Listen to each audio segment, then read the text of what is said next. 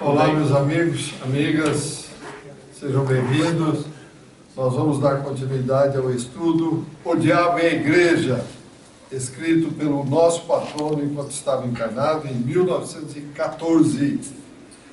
Na semana passada nós iniciamos o estudo, já vimos o capítulo 1, O Diabo e as Novas Descobertas, e hoje vamos no capítulo 2, O Diabo e a Sua Significação.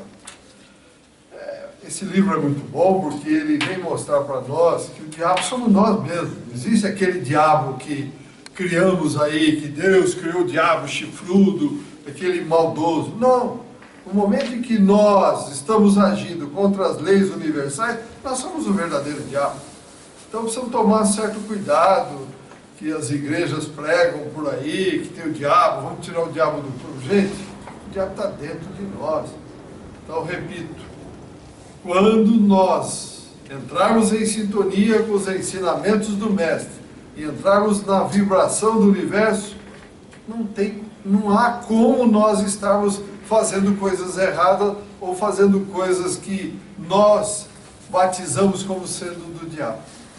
Primeiro que o diabo não existe, é criação mental nossa, do humano. Deus não criou isso. Então precisamos estar bem cientes disso.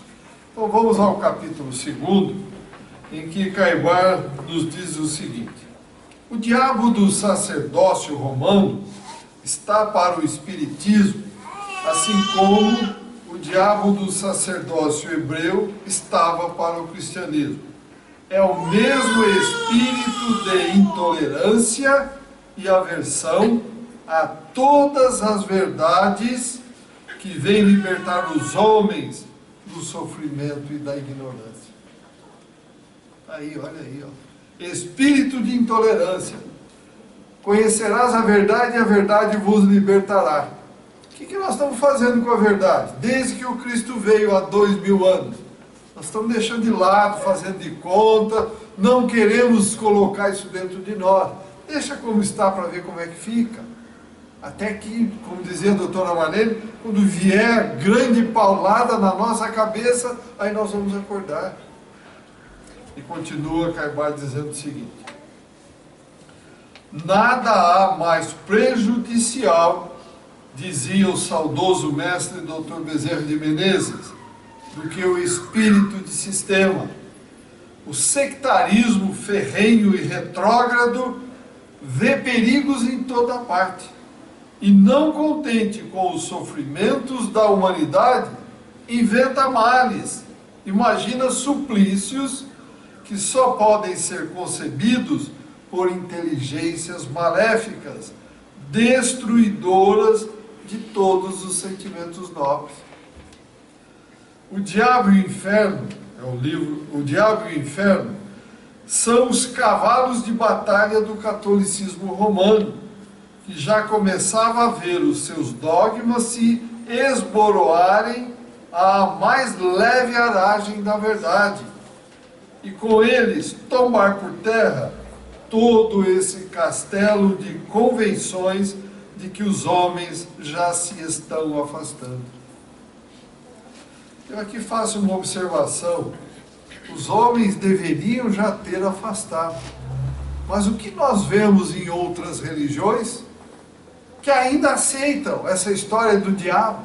Outro dia eu estava vendo na televisão o representante de uma dessas igrejas batendo literalmente numa fiel para afastar o Satanás. Ô gente, que história infantil é essa? Parece que ultimamente há um renascimento da figura do diabo nessa Você percebe? Não tem sentido isso, meus amigos. Não faz sentido um negócio desse. Eles querem que doutrinar e não sabem. Pode ser. Com certeza. Mandar ele para onde? Às vezes a doutora falava, comentava isso daí. Mandar para onde? Para onde? Você está perturbado, você tem que conversar, explicar, ajudar, é isso aí, exatamente. Passar, né, ensinamentos para pessoas que estão na ignorância.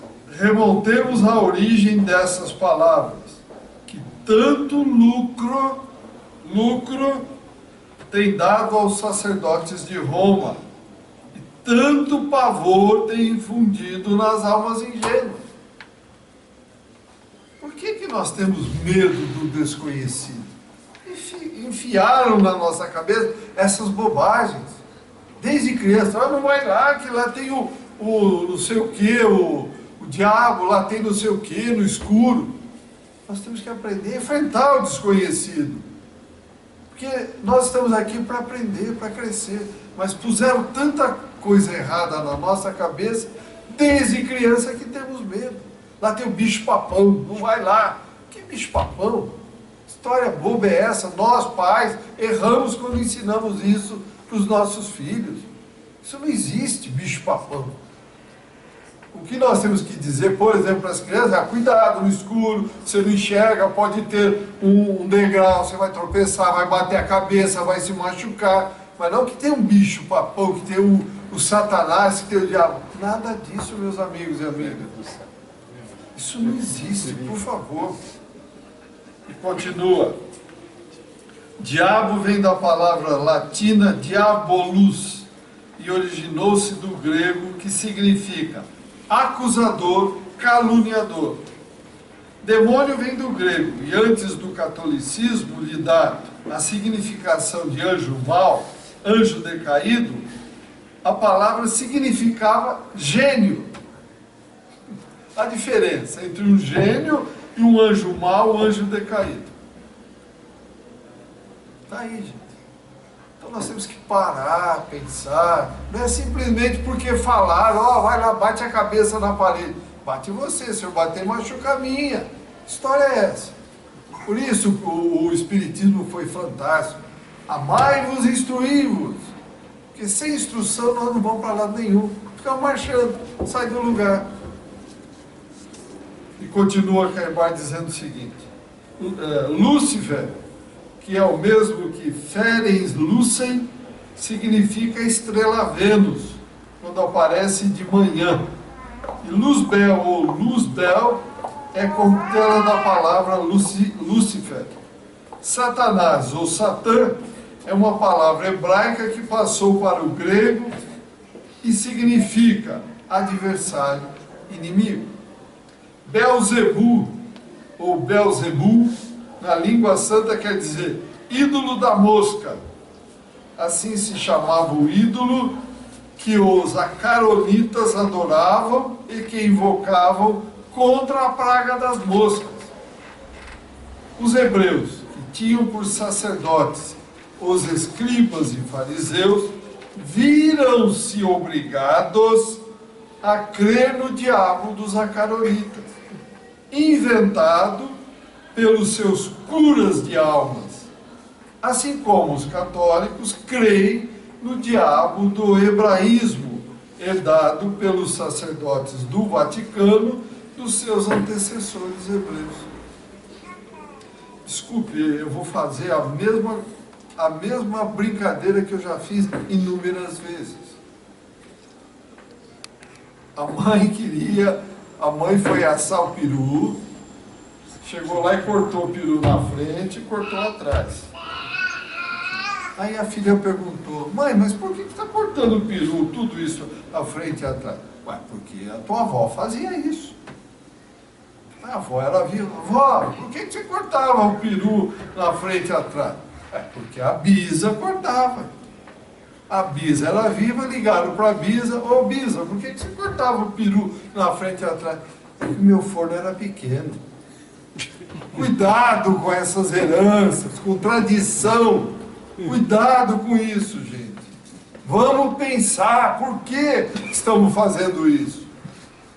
Temos que analisar, usar o raciocínio, usar a lógica e a razão. Senão dá confusão. É o que está aqui, olha. O diabo do hebraísmo, herdado pelos sacerdotes dos antecessores hebreus. Ninguém perguntou, mas por quê? O que ele faz, eu vou fazer. Opa, que história boba é essa? Desculpe a franqueza, não tem sentido. Note-se que Belzebu não é uma invenção do Cristo, mas dos padres que crucificaram o Cristo. Lê-se em Lucas, capítulo 11, versículo 15, palavras de Lucas. Porém, alguns deles diziam: ele expulsa os demônios por Beelzebu, príncipe dos demônios. E no versículo 18, Jesus diz: pois dizeis que expulsos os demônios por Beelzebu. Então veja, repetindo, Beelzebu na língua santa quer dizer ídolo da mosca. Assim se chamava o ídolo que os acaronitas adoravam e que invocavam contra a praga das moscas. Não tem nada a ver, gente.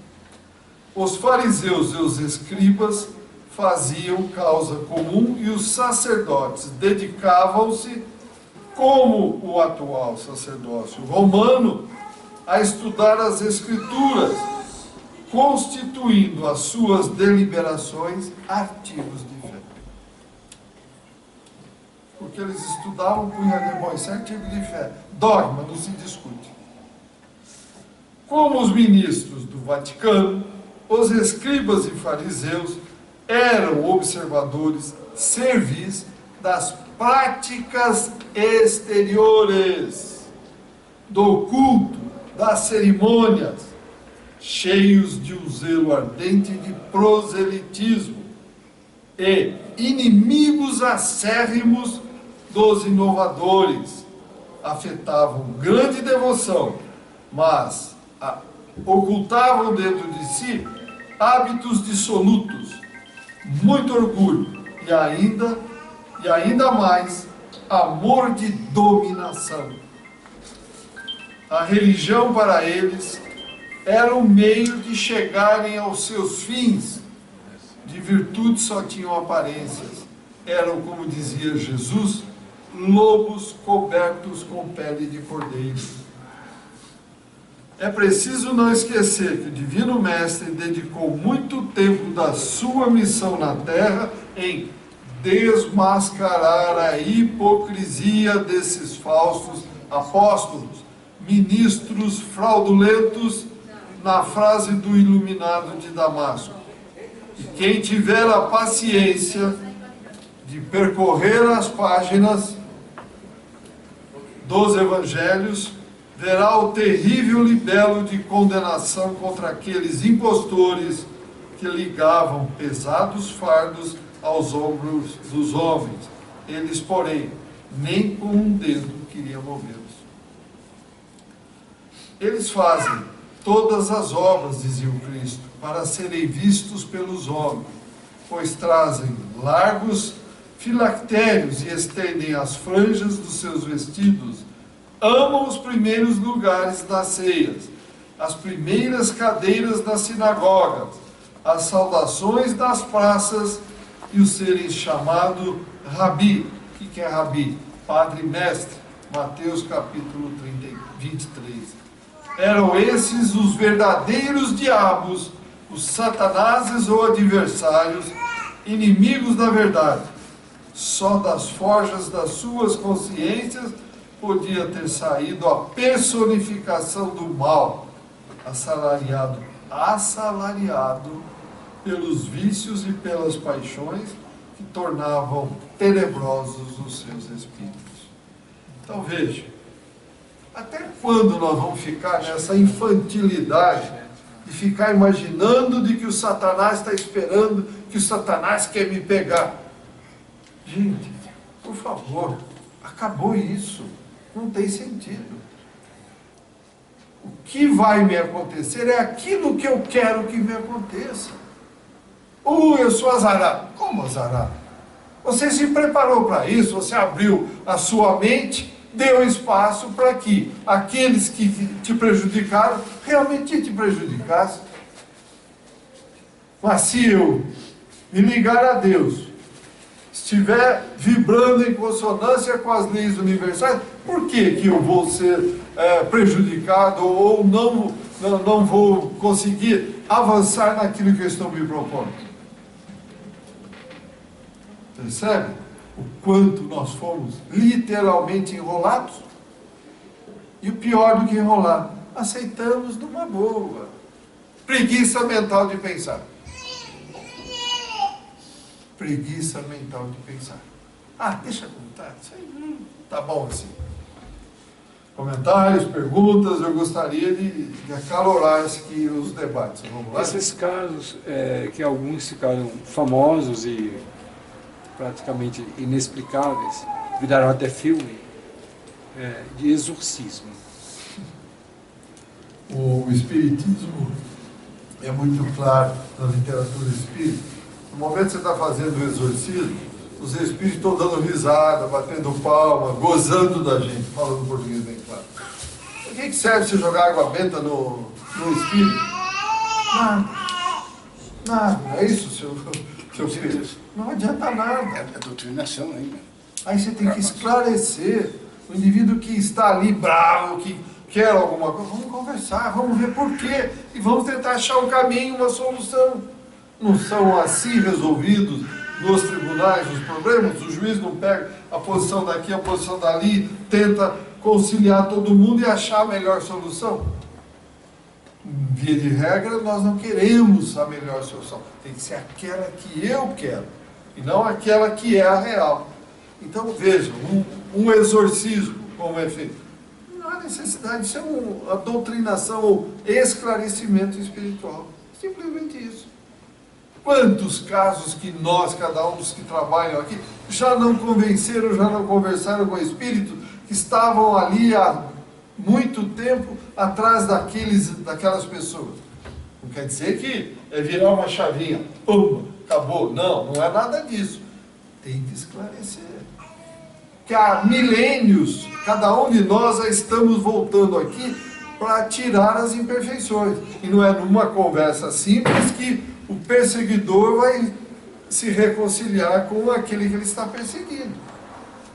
É tempo, tem que conversar, tem que mostrar, tem que exibir o que um fez, o que o outro fez, as consequências daquilo que ele fez, as consequências disso, qual é o objetivo, e aí vamos e a coisa se reconcilia. Mas aquela história de tirar daqui, fechar, é isso. Os nossos perseguidores, os espíritos que nos acompanham, pode ser que já estejam conosco há milênios. Não é uma simples conversinha que eles vão sair, não. Isso não existe. Essa história, isso é tudo fantasia. Não é bem assim, não. Vocês concordam comigo ou não? Aí vai muito da mudança da pessoa, viu?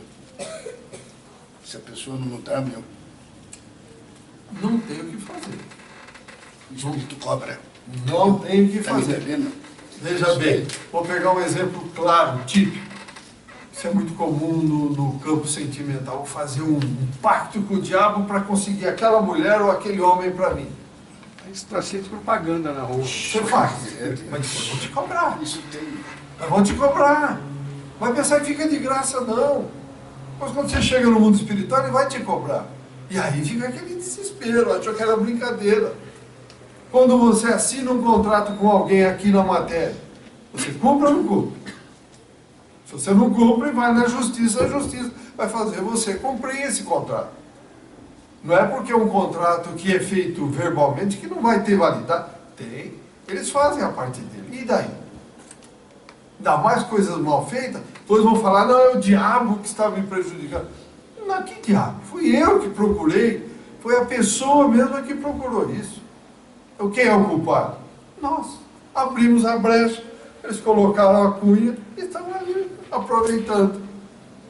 Então não temos que ficar bravo com Deus, bravo com fulano, bravo com o anjo da guarda, com quem quer que seja. A culpa é de cada um de nós.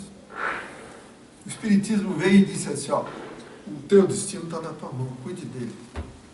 Então não é Deus que é o culpado, não é Jesus e não são nenhum dos benfeitores e nenhum dos anjos da guarda que são os culpados, somos nós mesmos. Aí entra o livre-arbítrio. Né? Livre-arbítrio, cada um decide para que caminho quer ir. É. Mais comentários, gente? Vamos lá, vamos animar isso aqui um pouco, senão já já vai ficar todo mundo aí. Dormindo, hein? Esse friozinho aí, todo mundo vai dormir já já.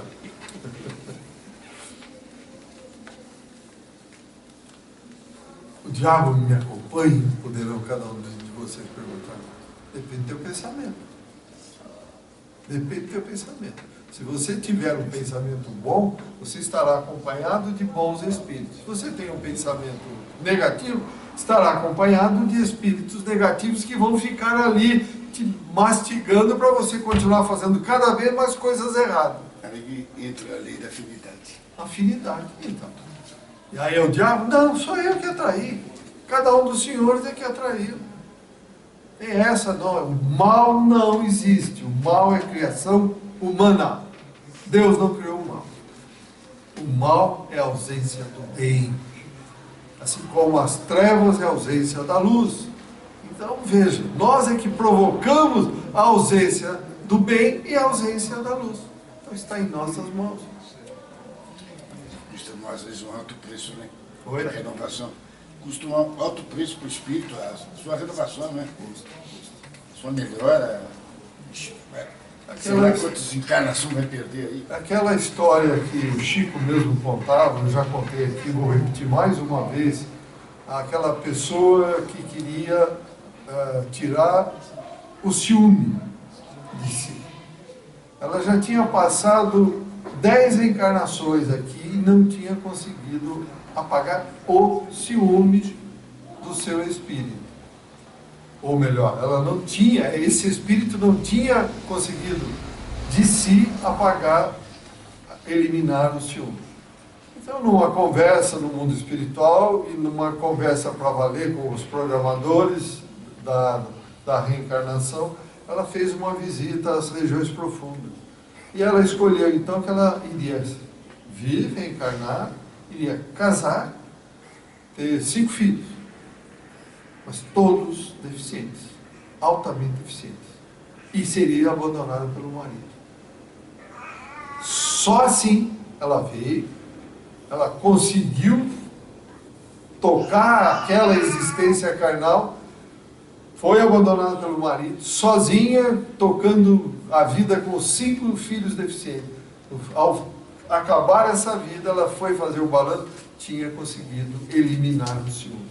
11ª reencarnação, buscando eliminar esse defeito.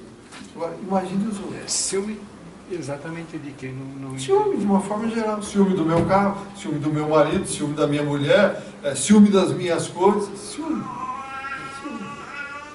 Agora, imagine uma coisa tipo orgulho, o egoísmo. Essas duas chaves da humanidade. Imagine isso, meus amigos. Por isso que, como diz o doutor Inácio Ferreira, desculpe, nós já estamos aqui há pelo menos 10.000 reencarnações no reino nominal. E estamos aqui ainda. Esse degrauzinho pequeno aqui. Mais comentários, gente? Senão nós vamos para mais um. Capítulo 3, então. As curas espirituais e o diabo. Diz o Jornal Católico: o ideal do espírita é fazer evoluir e ascender a humanidade aos páramos da luz bendita, em demanda da verdade, aproximando-se do autor de toda a biologia. E acrescenta: é exatamente a mesma coisa que os progenitores da humanidade prometia.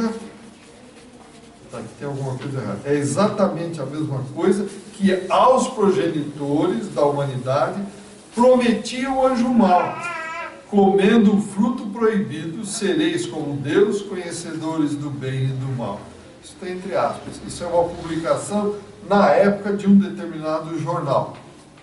O articulista diz em seguida que é um absurdo a evolução do espírito humano para os páramos da luz bendita. Impossível. Entretanto, o padre proclama o batismo, a confissão, o crisma, a extrema-unção e as missas para servirem de asas para as almas voarem para os páramos da luz bendita. Está se contradizendo. Você percebe?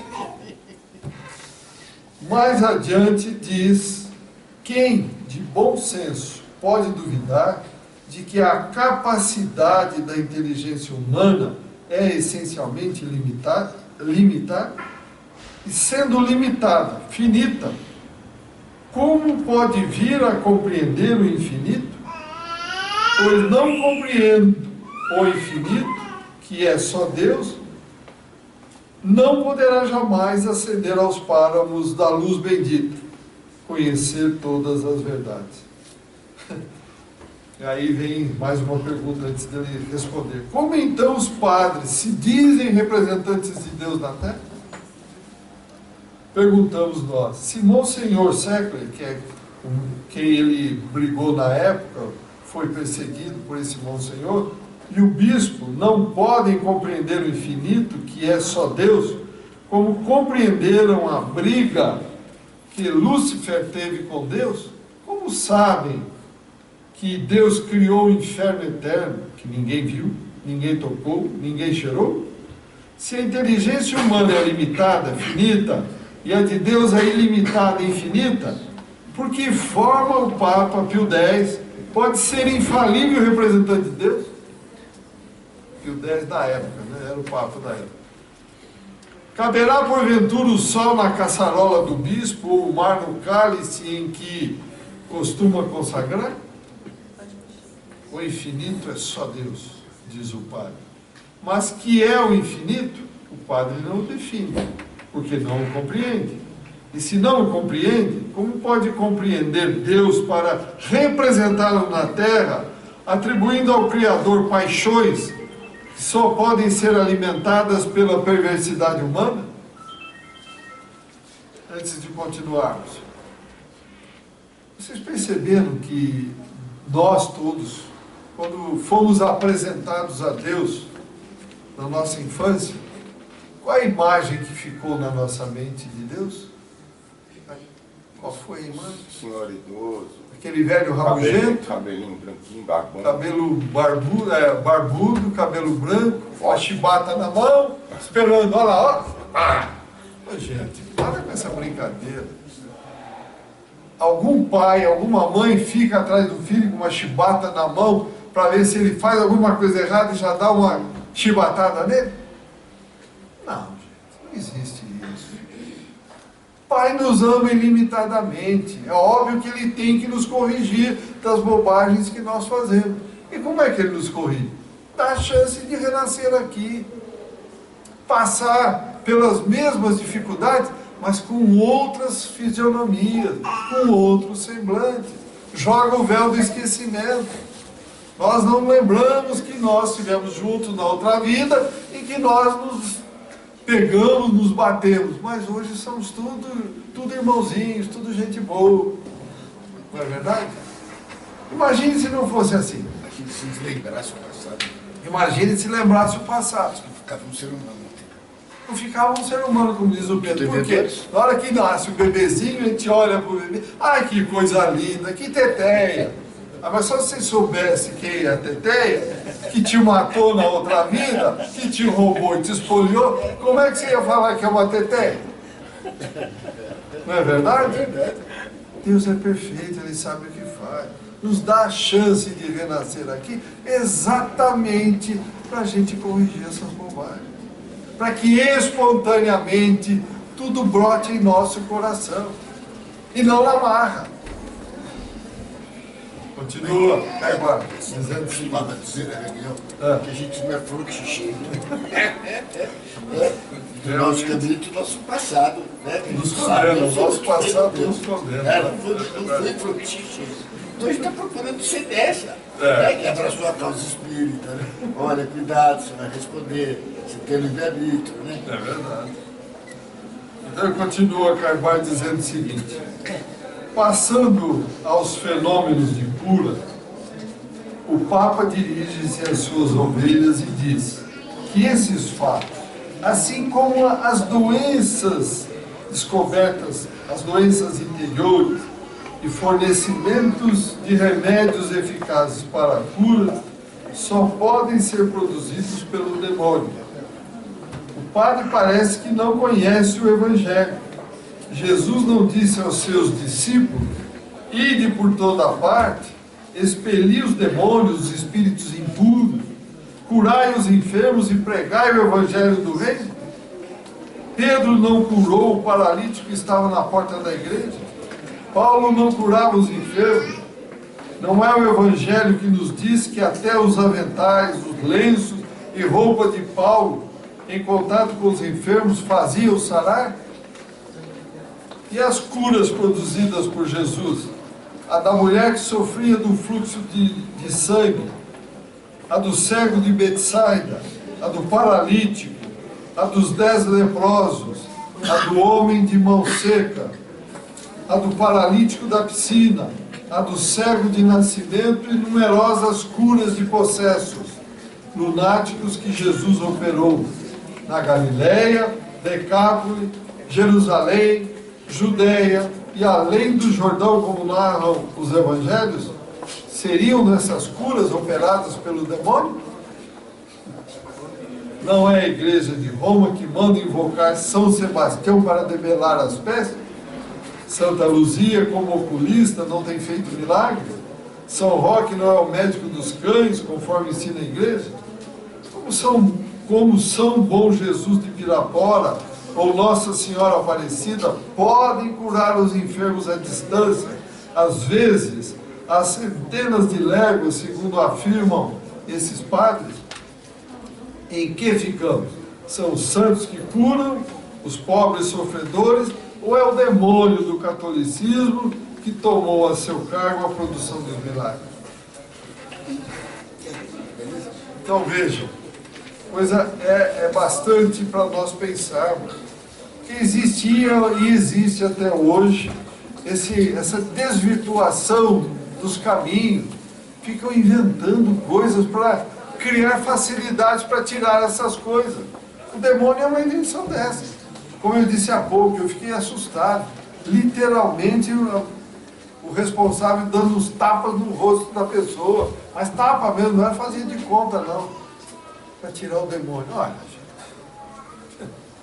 gente. É impressionante, né? É importante que nós pensemos bastante. Vamos refletir. O universo é o que importa. Alguém tem dúvida de como é o universo? Olha para cima.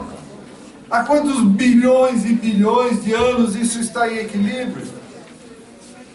Há quantos bilhões e bilhões de anos o Sol está aí, a Lua está aí, o ar está aí, a chuva está aí, a água está aqui. As tempestades. Tempestades, enfim, tudo está em equilíbrio. Ah, mas às vezes chove demais. Quem que é o culpado? É Deus? Ou nós que não cuidamos do meio ambiente, que ao invés de deixar as matas equilibradas, nós limpamos tudo, agora tem deserto. Como é que é? Quem são os responsáveis? Nós. Para nossa incúria, pelo excesso de apego à matéria, achar que temos que ter dinheiro. Para quê? Para pôr no caixão? Como eu digo sempre, não tem gavetinha, não tem cofre forte, nem tem carro forte para levar para o cemitério. Não vai nadar. Vou deixar para os herdeiros brigarem, ou para os sucessores, para dar continuidade no trabalho que esta pessoa começou. Então, o que nós precisamos fazer? Refletir um pouco, gente. Nós que temos um pouquinho mais de idade, para mim, eu não vi passar esse tempo todo. Passou, como se diz, num piscar de olho. Está aí o Mário, o Pedro, os mais idosos aqui. Alguém percebeu passar o tempo? Não. Nós já vamos embora. E aí, acabou? Não. Opa! A vida continua. Como é que vai ser do lado de lá? Depende da plantação que eu estou fazendo aqui. Perguntas, comentários? Vamos lá, gente. Então vocês dormem. Mas acho que dá para comentar aqui das curas. A da mulher hemorrágica, só 18, 20 anos ela sofria dessa hemorragia. Só. E o impressionante para mim, de todas elas, é da mão mirrada mesmo.